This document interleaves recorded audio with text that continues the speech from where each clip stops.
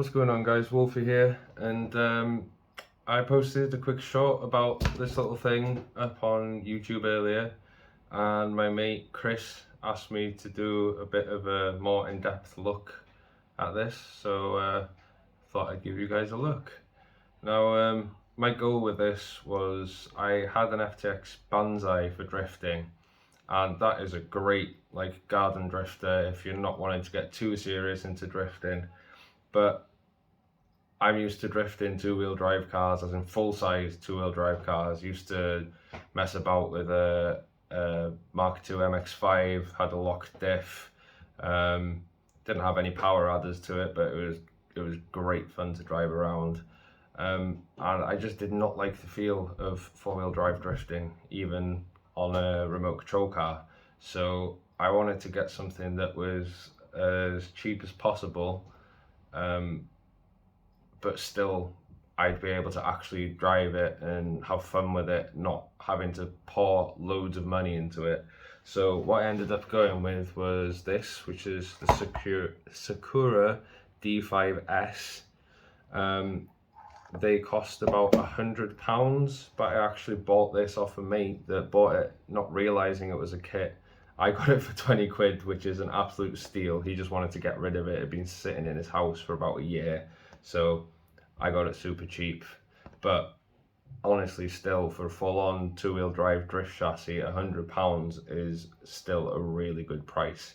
So one thing I might suggest is this is the D5S, meaning that it is the rear mounted motor, and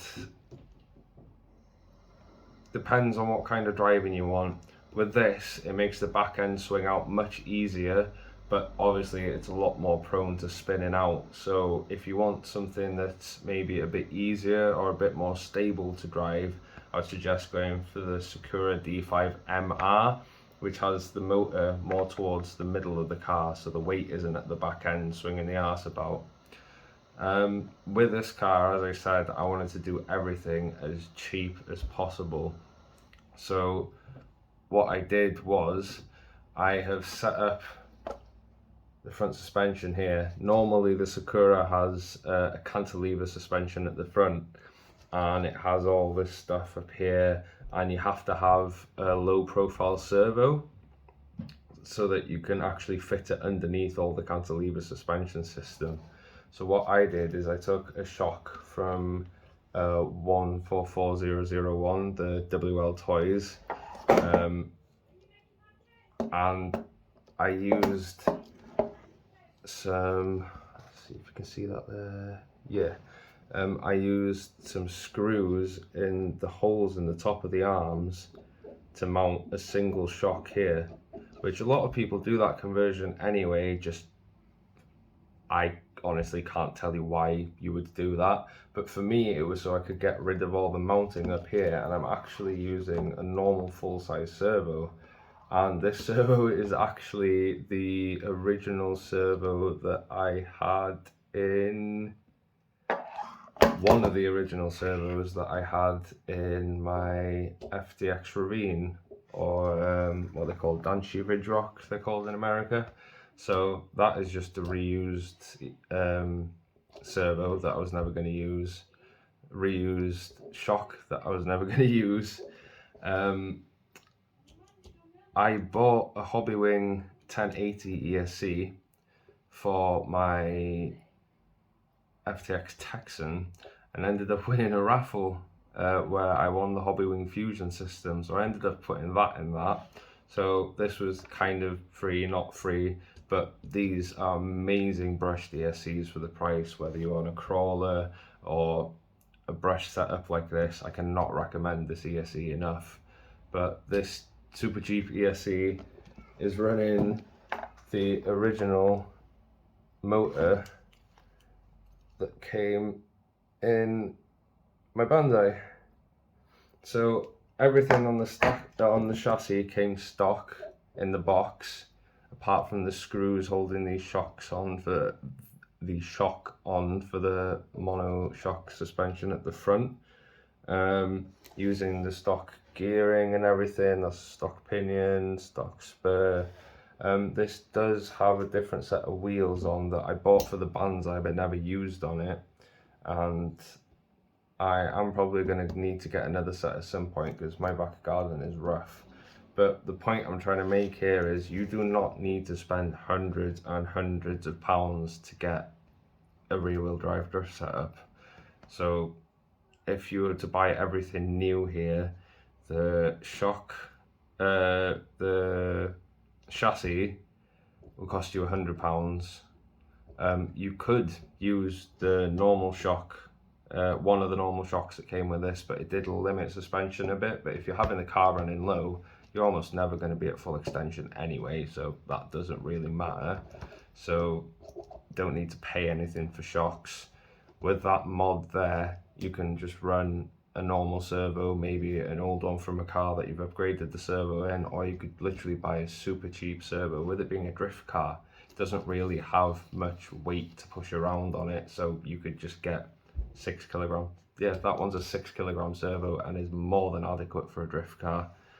So £40 for the ESC.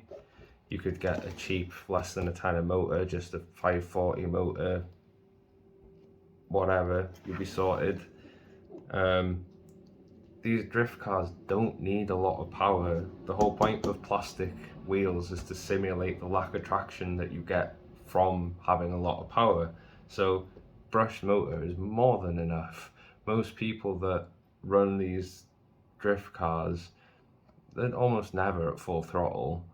So why spend all that money on a censored brushless motor that you're never going to use all the power on anyway?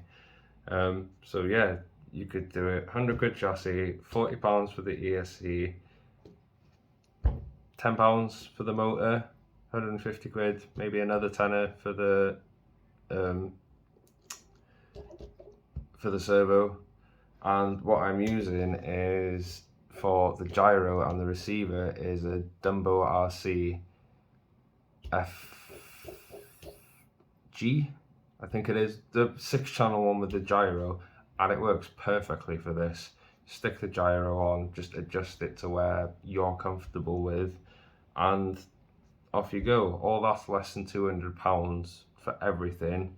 The only thing you'd need then is a lipo, and you could get a cheap, I was running the Zop Power 2S lipos in them. Those are like £15 each. That's still under £200 for everything.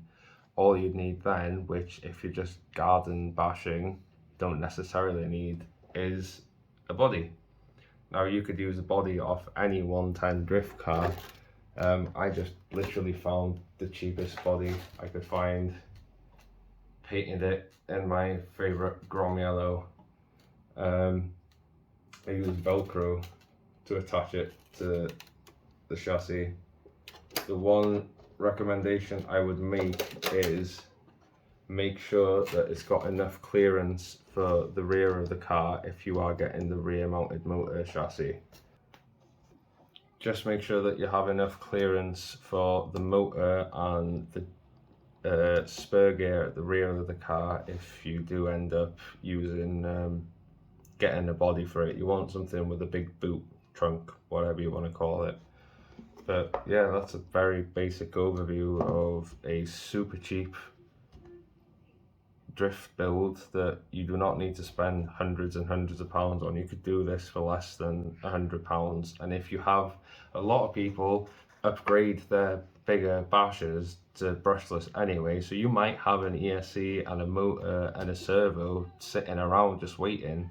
At that point, if you don't have a transmitter with a gyro, all you need to do is buy this transmitter and gyro, or you could even just buy a gyro that fits into a transmitter that you already have that just plugs in line with the receiver. This works perfectly for me to blast around in the back garden. Yes, it might not be the highest quality drift car. Yes, it might not be the best drifting drift car, but if you just want a two-wheel drive drifter that you can take to your back garden or to a local car park and just slide around and have some fun with, and you're not entering competitions or trying to You know, I could probably go door to door and still drift alongside someone with this. Is it going to be the best handling ever? No. Is it going to be the best setup car ever? No. But I can slide with it, and I did it all for super cheap, especially considering I got the chassis sort of new in box second hand. But yeah, I hope that answered all your questions. If you had any about this setup, any questions you have, just leave it in the comments and hopefully I can answer them. Nice one, guys. Oh yeah, thank you for watching. Please like and comment and subscribe now.